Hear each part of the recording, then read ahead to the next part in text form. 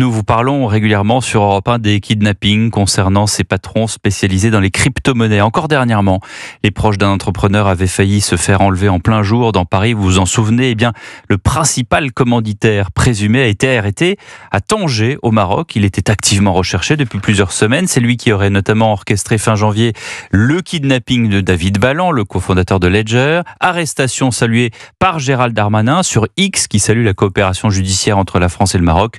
Son nom, Badis Mohamed Bajou. Bonsoir Jean-Baptiste Marty. Bonsoir Pierre, bonsoir à tous. Alors qu'est-ce qu'on sait du profil de cet homme ? Eh bien, il a 24 ans. Il s'agit d'un franco-marocain originaire du Chesnay dans les Yvelines. Il a été interpellé dans le nord du Maroc par les policiers locaux après plusieurs jours de filature.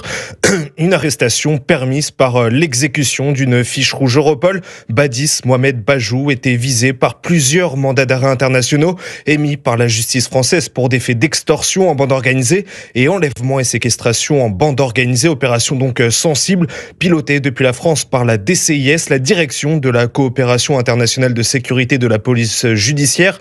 Le suspect faisait partie des 10 Français les plus recherchés depuis plusieurs semaines.